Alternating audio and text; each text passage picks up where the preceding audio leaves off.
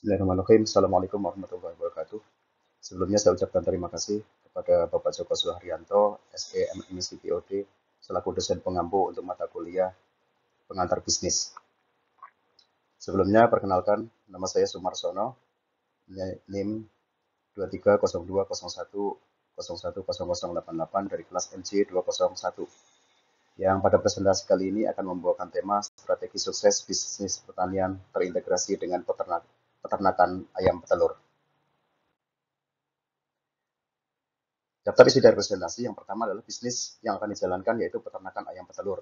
Siapa yang menjalankan, terus kemudian kapan bisnis tersebut akan dijalankan.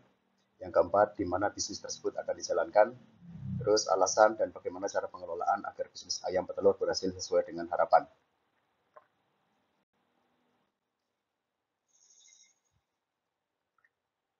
Sebagai pendahuluan, masyarakat semakin peduli dengan kesehatan dan keamanan makanan.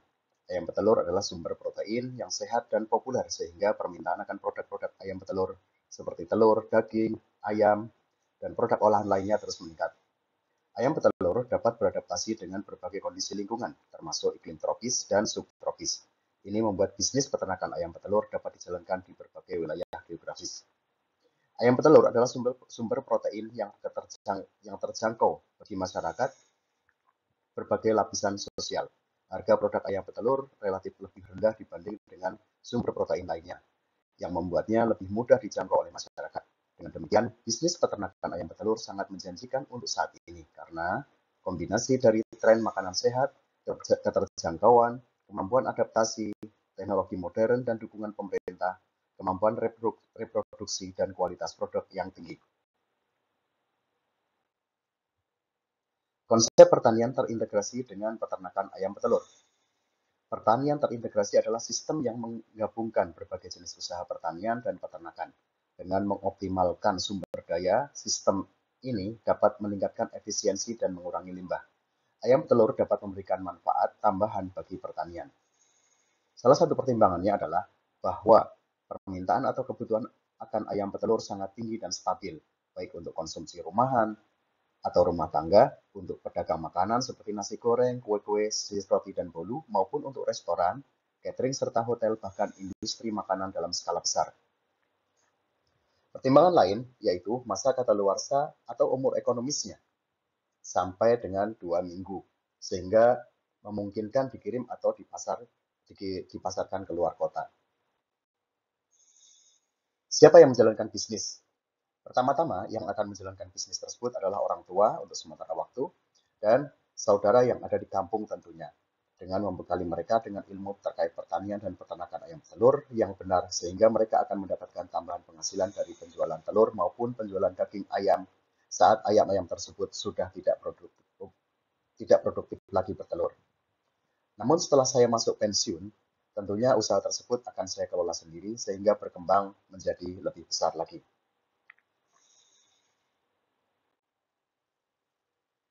Kapan bisnis dimulai? Menurut pebisnis yang terkenal, bahwa bisnis dimulai, bisnis yang paling bagus yaitu bisnis yang dimulai dan dibuka, bukan bisnis yang ditanyakan terus atau cuma sekedar teori. Dan kapan bisnis dimulai? Bisnis tersebut rencana akan saya mulai sekitar 6 bulan ke depan, setelah permodalan mencukupi dan setelah lokasi, peralatan, dan beberapa perlengkapan pendukung siap sesuai dengan perencanaan yang sudah dibuat. Momen awal tahun tentunya dipilih untuk memudahkan pembukuan, analisa bisnis, dan beberapa faktor pertimbangan lainnya, sehingga bisnis ini bisa dijalankan sesuai dengan target dan harapan.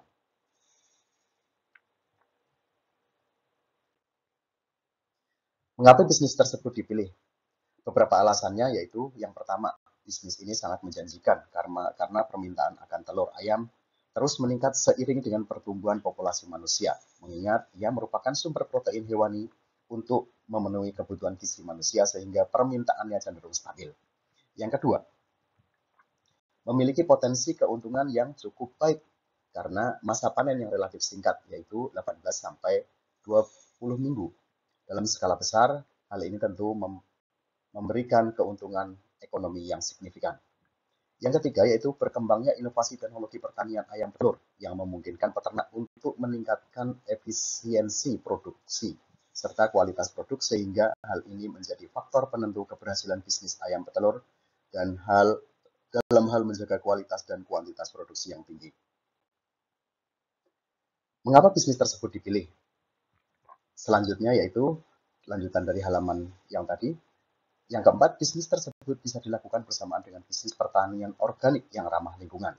Kemudian alasan yang kelima, potensi kita bisa berkembang lebih maju, bukan hanya sebagai petani, tetapi bisa sekaligus sebagai broker atau pengepul yang menampung dan menyalurkan telur-telur tersebut ke para agen kabupaten dan kecamatan, pedagang pasar, dan konsumen menengah seperti penjual kue, terus catering dan restoran serta hotel. Alasan yang keenam, saat bisnis ini sudah berjalan dan berkembang, bisa ditambah dengan usaha sejenis, yaitu ternak ayam pedaging, termasuk menjadi pensuplai ayam pedaging di beberapa daerah, karena kita sudah terbiasa dengan jualan daging ayam yang sudah tidak produktif untuk produk olahan seperti sate dan sejenisnya. Pemilihan lokasi. Bisnis ayam telur di Kerawang sebagai kota industri tentunya sangat menguntungkan secara geografis karena beberapa alasan yang signifikan. Yang pertama, Karawang merupakan kota industri yang maju dengan infrastruktur yang lengkap, termasuk jaringan transportasi yang baik. Hal ini tentunya memudahkan pengiriman produk telur ke berbagai wilayah lain di Indonesia. Yang kedua, sebagai penyangga Jakarta, tentunya Karawang mempunyai kepadatan penduduk pada daerah perkotaan dan sekitar kawasan industri, sehingga kebutuhan akan telur sangat tinggi. Yang ketiga, selain menjadi kota industri, Karawang menjadi sumber daya alam yang melimpah untuk pertanian.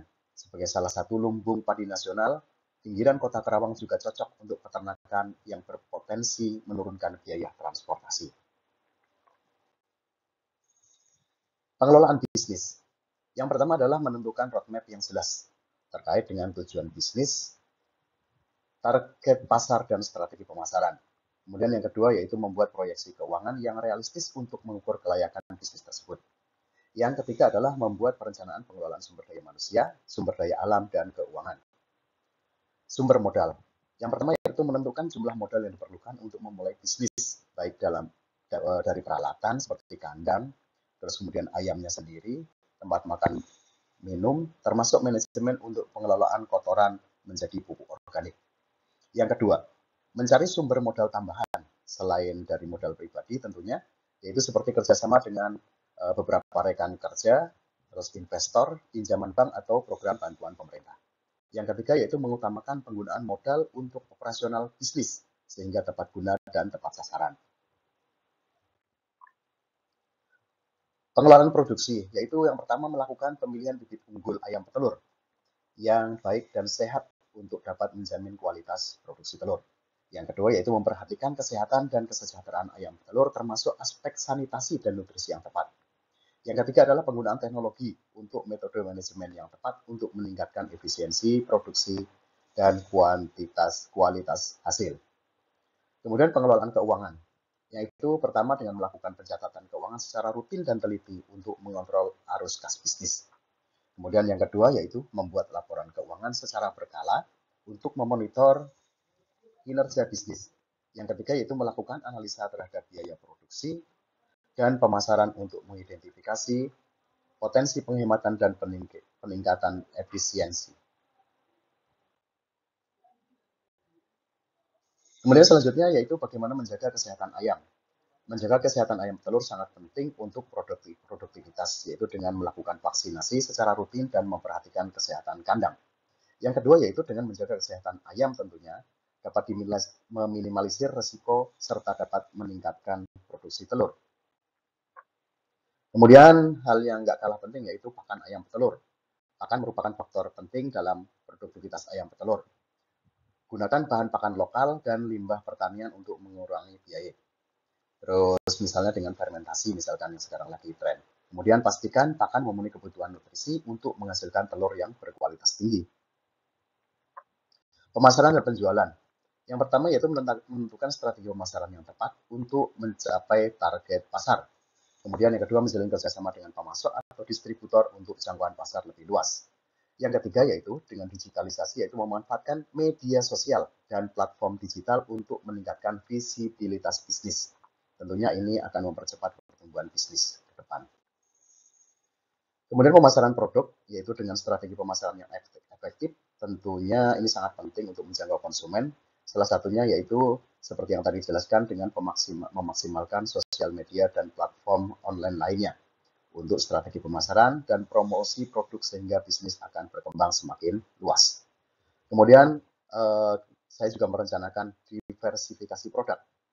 Diversifikasi produk dapat meningkatkan pendapatan. Selain telur, tentunya mempertimbangkan untuk memproduksi daging ayam, terus kemudian sayuran atau produk olahan. Dengan menawarkan berbagai produk, tentunya dapat menarik lebih banyak pelanggan dan mengurangi risiko bisnis. Manajemen risiko.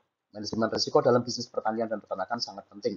Dengan identifikasi, maka potensi risiko serta seperti cuaca ekstrim, fluktuasi pasar, dan penyakit bisa lebih siap dan bertahan dalam menjalankan bisnis ini.